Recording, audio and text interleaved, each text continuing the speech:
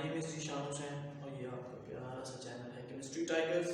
इसमें आज हम बात करेंगे कि बहुत ही अहम टॉपिक है एटॉमिक साइज। आज का जो हमारा टॉपिक है वो है एटॉमिक साइज कि एटम का साइज जो है वो किस तरह का है, यूनिट इस्तेमाल कौन से किए जाते हैं, किस तरफ बढ़ता है, इसके ट्रेंड्स, ये सब कुछ इस वीडियो में आपको जो है बताया जाएंगे। अगर किनको पता है वीडियो स्किप करके जा सकते हैं भाई, ठीक है। तो सबसे पहले हमें इसकी डेफिनेशन ही करनी है एटॉमिक साइज। अब देखिए एटम जो है एक बहुत ही छोटी चीज है, बहुत ही छोटी चीज जिसको हम आम आंख से भी नहीं देख सकते, तो उसका रेडियस मालूम करना बहुत ही डिफिकल्ट है एक एटम का, ठीक है। उसके हमने क्या किया हुआ है, हमने उसका एक समझने के दूसरा रास्ता इस्तेमाल किया है एटॉमिक रेडियस मालूम करने का। हमने क्या किया है कि भाई एक एटम ले लिया, ठीक है, ये मेरा एटम है, हमने क्या किया भाई दूसरे एटम का जो है वो इसमें बॉन्ड बनाया हुआ है यहाँ तक, ठीक है, ये प्लस। तो हमने क्या किया यहाँ से लेकर ये जो है वो डिस्टेंस मालूम कर लिया, ठीक है। एडजेसेंट का एडजेसेंट एक जैसे ही है, जैसे अगर ये ए है तो फिर दूसरा भी ए ही है, तो ए बॉन्ड हमने ले लिया। उससे क्या होगा कि ये देखें, ये फर्स्ट करेंगे इलेक्ट्रॉन शेयर किए हुए जो भी है, तो ये बन गया मेरे पास 2r, ठीक है। तो 2r को मेरे पास 2r है, तो मैं 2r को 2 में डिवाइड कर दूंगा तो मेरे पास r आ जाएगा, अकेला रेडियस आ जाएगा। ओके जी, इस पॉइंट को क्लियर हो गया।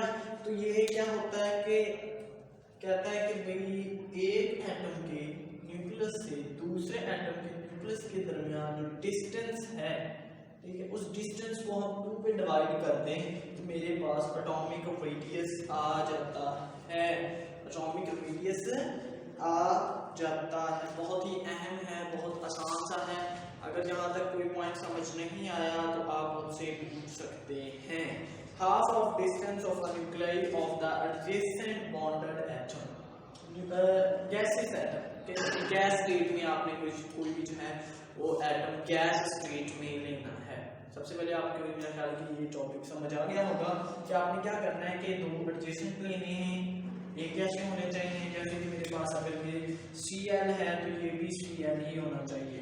इसके दरमियान जो बॉन्ड होता है वो इजी फाइंड करना। वैसे भी आपके ज़हन में एक सवाल आ रहा होगा कि भाई हम डिफरेंट क्यों नहीं ले सकते। भाई ले सकते हैं, डिफरेंट हम ले सकते हैं, लेकिन उसके लिए फिर हमें दोबारा एक और प्रोसेस से गुजरना पड़ता है। अगर हम डिफरेंट ले लेंगे, जैसे कि मैं फर्स्ट एग्जाम्पल ले लूँ HCl, ठीक है, अगर डिफरेंट हो जाए तो हम क्या करेंगे, पहले इस और इस मालूम करेंगे, इसका R मालूम करेंगे, उसके बाद C और C का R मालूम करेंगे, उसके बाद हम तीसरा ये मालूम करेंगे। तो हम इसीलिए फर्स्ट स्टेप पे रहते हैं कि भाई एक जैसे ही ले लें ताकि हमारे लिए आसानी हो जाए, ठीक है जी। एटॉमिक रेडियस एक बहुत छोटी क्वांटिटी है जिसको हम ऐसे मेजर नहीं कर सकते।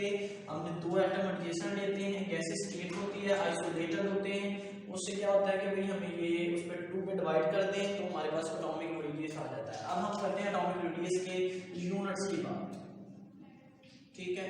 तो यूनिट्स में क्या होता है, सबसे पहले सब ऐसे मतलब पिकोमीटर में भी हम लेते हैं, नैनोमीटर में लेते हैं, उसके बाद एंगस्ट्रम, ये भी एक यूनिट है, तो इनमें भी हम इसको जो है वो इसकी मेजरमेंट करते हैं। पिकोमीटर, नैनोमीटर, एंगस्ट्रम, ये हमारे बेसिक यूनिट्स हैं। इसके अलावा भी हम लोग इस्तेमाल कर सकते हैं। ये नहीं हो सकता कि हम मीटर्स में ले लें, भाई मीटर में कैसे आएगा, ये तो चीज़ ही बहुत छोटी है, ठीक है, तो ये तो हम देख ही नहीं सकते, क्योंकि हमारा बेसिक जो है वो एक था। उसके बाद हमारा जो टॉपिक है वो है कि जी इसके ट्रेंड्स, एटॉमिक साइज किस तरफ बढ़ता है, किस तरफ कम होता है, किस तरफ बढ़ता है और किस तरफ कम होता है।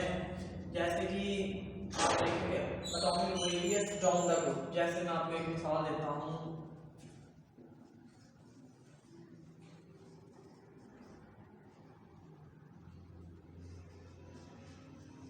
ये मैंने फर्स्ट ग्रुप लिखा है। वो कहता है भाई इसका साइज फर्स्ट करें ये है, तो इसका साइज ज्यादा होगा, इसका साइज उससे भी ज्यादा होगा, इसका साइज उससे भी ज्यादा होगा, उसका साइज उससे, यानी डाउन द मतलब जैसे जैसे आप नीचे की तरफ आएंगे तो साइज इंक्रीज होगा, साइज इंक्रीज होगा। अब आपसे सवाल ये है, अक्सर जो पूछा जाता है क्वेश्चन जो है वो हमारा क्वेश्चन 1 क्वेश्चन है जी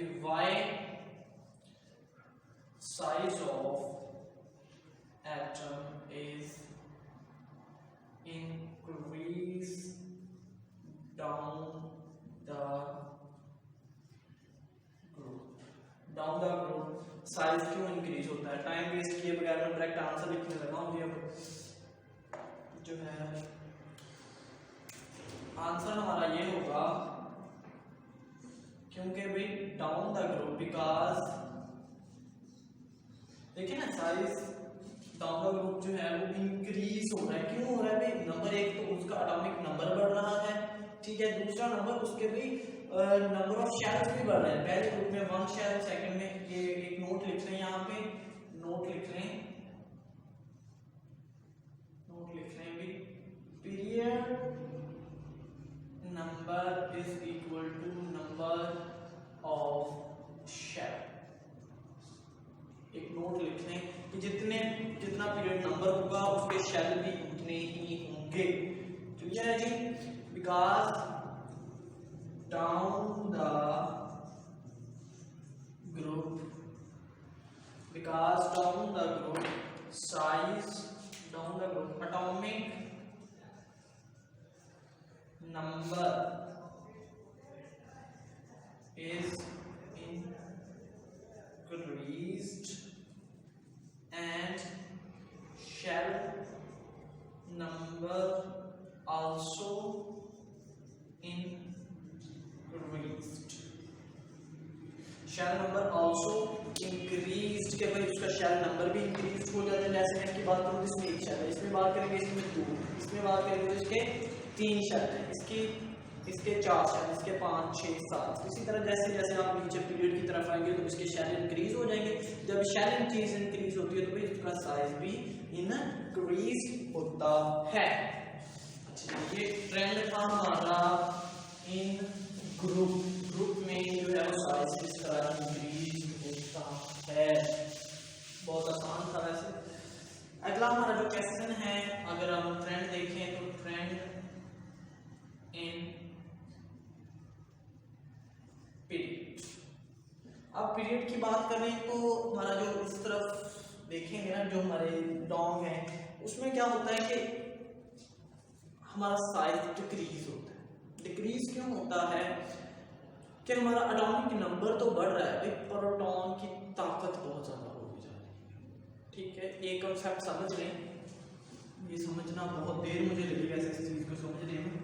जैसे कि एक ये था न्यूक्लियस, इसमें एक प्रोटॉन, ठीक है, इसमें जितने प्रोटॉन थे उतने, ठीक है, वो इसको खींच रहा है, न्यूक्लियस इसको खींच रहा है। इसका समझ इससे अगला एलिमेंट होगा, उसमें भी एक इसका मतलब फर्ज करें इसके 5, फर्ज करेंगे ना, फर्ज करेंगे इसके 5 हैं, इसके हो गए 6 प्रोटॉन, ठीक है, इसके 3 शेल हैं तो भाई इसके भी 3 ही शेल होंगे। ठीक है, चलिए जी, ये मैंने एक ज्यादा बना दिया। आपने क्या करना है ये देखिए, यहाँ पे भी अब यहाँ पे एक और इलेक्ट्रॉन होगा, यहाँ पे एक था तो उसका ज्यादा होगा तो 2 होंगे ना। यहाँ पे क्या होगा कि भाई वो प्रोटॉन इन 2 इलेक्ट्रॉन को खींचेगा। अब ये ज्यादा खींचेगा, वजह क्या हुई?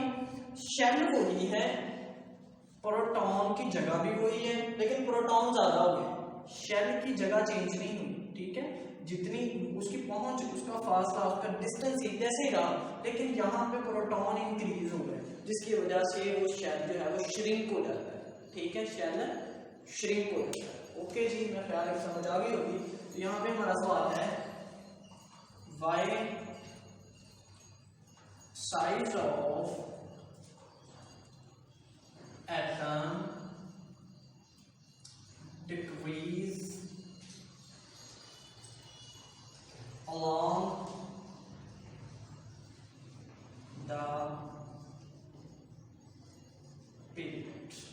शेल जो है हमारा जो है वो इंक्रीज क्यों हो जाता है, शेल का जो डिस्टेंस है वो क्यों डिक्रीज हो जाता है। तो हम लिखेंगे बिकॉज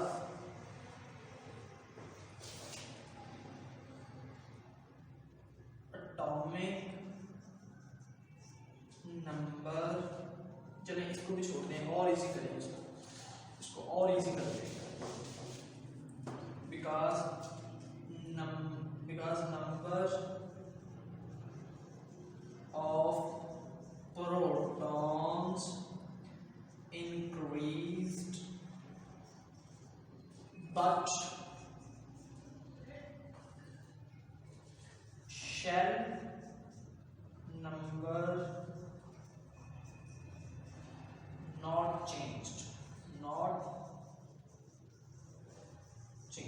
शेल चेंज नहीं होता।